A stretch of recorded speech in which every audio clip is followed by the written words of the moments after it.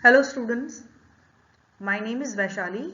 I'm a faculty in School of Finance and Commerce, Galgotias University. I welcome you all to this presentation. The name of the topic is Standard Costing. So let's get started with the presentation. Let's have a look at the topics that we are going to cover. Introduction to Standard Costing. Then we will define the meaning of the term standard, standard cost and standard costing. Features of standard costing system, importance of standard costing, the applicability of standard costing, and then difference between standard cost and estimated cost, and finally we'll conclude with limitations of standard costing. So students, as we already know that one of the primary functions of management accounting is to facilitate managerial control, and a very important aspect of managerial control is cost control. The efficiency of management depends on effective control of cost. So it is very important to plan and control cost. Now standard costing, the topic of our discussion, is one of the most important tools which helps the management in planning and controlling the cost of the business. So just to give you a brief idea, under standard costing, all the costs are predetermined, and then these predetermined costs are compared with the actual cost. The difference between predetermined cost and the actual cost is known as variance. This variance is analyzed and investigated to look for the reasons. Then all these variances which are reported to the management will take remedial steps so that actual cost adhere to predetermined cost. In historical costing, actual costs can be ascertained only when they are incurred, and they are useful only when we compare actual cost with predetermined cost. So just historical costs are not sufficient for management to make any decisions. So therefore standard costing is required to help management in decision making. So let's get started with the details of standard costing. Let's look at the meaning of the term standard, standard cost and standard costing. So standard means a criterion, a principle or a measure. A standard figure is one against which we can measure the actual figure to see the deviation. So standard cost is a predetermined cost which is compared with the actual cost. So standard costing is a technique which is used in many industries where production is of repetitive nature. The main reason for coming up with the concept of standard costing is due to the shortcomings of historical costing. Let's look at some of the features of standard costing system. So standard cost is a predetermined cost, as we already discussed. Then it is based on past experiences as it reflects the best judgment of the management. Standard cost relates to a product, service, process or an operation. Standard cost is generally determined for a normal level of efficiency of operation. It is used for measuring the efficiency of future production or future operations and thus provides a basis for cost control. And lastly, standard cost can be expressed either in terms of money or quantity. Standard costing offers a lot of advantages. Let's discuss some of these.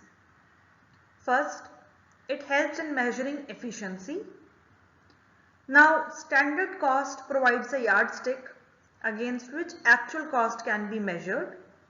So this comparison of actual with the standard enables the management to evaluate performance of various cost centers. Now, if there was no standard cost, Then efficiency would be measured by comparing actual cost of different periods, which is very difficult to measure because the conditions prevailing in these periods can be different. Second, to fix price and formulate policies. So standard costing is helpful in determining prices and formulating production policies, because these standards are set by studying all the existing conditions.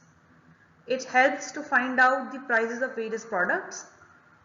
It helps management in formulation of production and price policies in advance, and also in the areas of profit planning, production, quotation of prices of tenders. So it helps to furnish cost estimates while planning production of new products. Then for effective cost control. So one of the most important advantages of standard costing, as we have already discussed, is that it helps in cost control. When we compare actual with the standard cost, variances can be found out, and these variances facilitate management to locate inefficiencies and to take remedial actions against those inefficiencies. Next, management by exception. Management by exception means that each individual is given a fixed target and everyone is expected to achieve these fixed targets. Now, after giving the targets, management need not supervise each and everything, and it does not need to bother if everything is going as per targets. So management interferes only when there is a deviation, and variances beyond predetermined limits are considered by management for corrective action.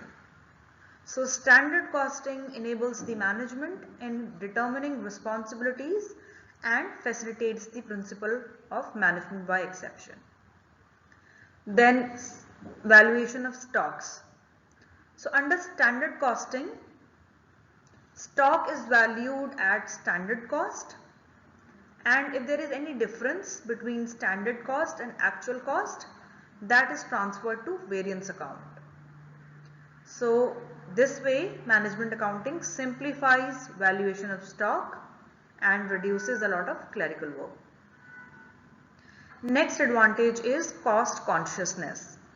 Now the emphasis under standard costing, we have seen that, is more on cost variations, and this makes the entire organization cost conscious. So it makes the employees recognize the importance of efficient operations so that efforts will be taken to reduce the cost to the minimum. Next advantage is provide incentives. Now under standard costing system, since everything resources are used efficiently, management can have a policy to reward those people who are efficient. Purpose of standard costing. So the main purpose of standard costing is to provide management with information on the day-to-day control of operations. Standard costs are predetermined costs, as we have already discussed, and they provide a basis for more effective control over cost. These standard costs provide an indication of the criterion by which something can be analyzed, and actual costs are the costs which have been incurred. So the difference between actual cost and standard cost is known as variance. These variances are identified and analyzed carefully and then reported to the managers for taking suitable corrective actions. Now let's look at some of the conditions which are necessary to apply standard costing. First, that there should be production of sufficient volume. Then the methods which are used for production should be capable of standardization. And lastly, the cost should be capable of being controlled. So these three conditions are necessary if we want to apply standard costing system successfully to an organization. So this system will be successful in those industries where production of standardized products is done and they follow process costing method. For example, industries like sugar, fertilizers, cement, these are the industries where standard costing can be utilized.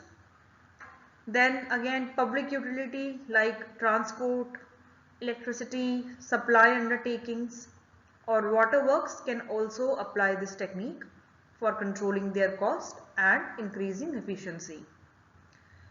Only in jobbing industries and those industries which are producing non-standardized products, this cannot be applied with advantage. Now many times standard cost may be confused with estimated cost, but there is a difference between the two. Now although estimates are also predetermined cost, but they are based on historical data and often they are not very scientifically determined. These are usually compiled from loosely gathered information and hence they are unsafe to use them as tool for measuring performance. Now whereas standard cost on the other hand are predetermined cost which aims at what the cost should be rather than what it will be. Let's look at the differences between the two in detail. So the difference between standard cost and estimated cost are as follows. First, standard cost emphasizes on what the cost should be in a given set of situations, whereas estimated cost emphasizes on what the cost will be.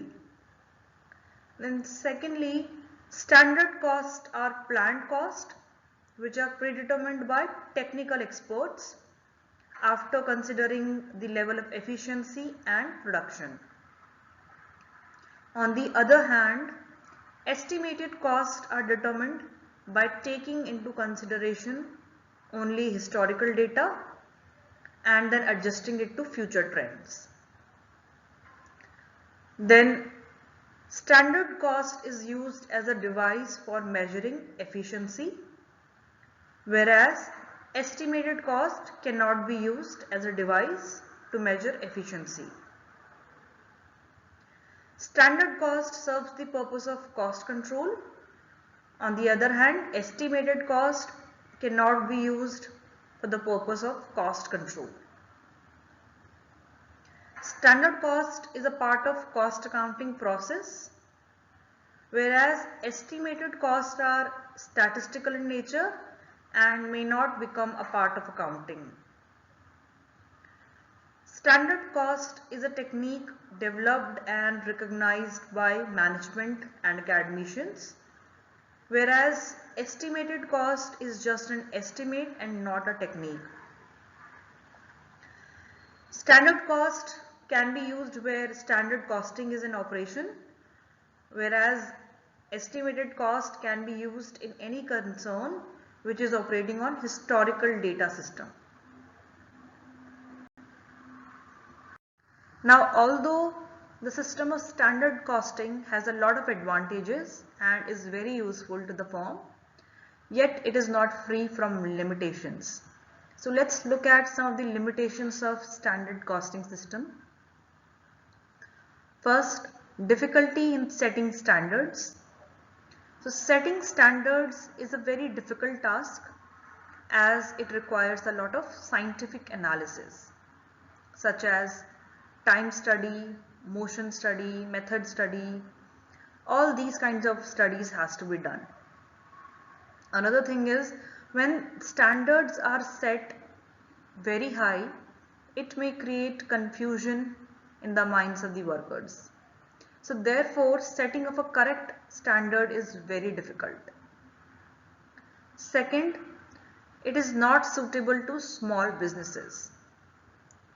So the system of standard costing is not suitable to small businesses because it requires a lot of scientific study which involves cost.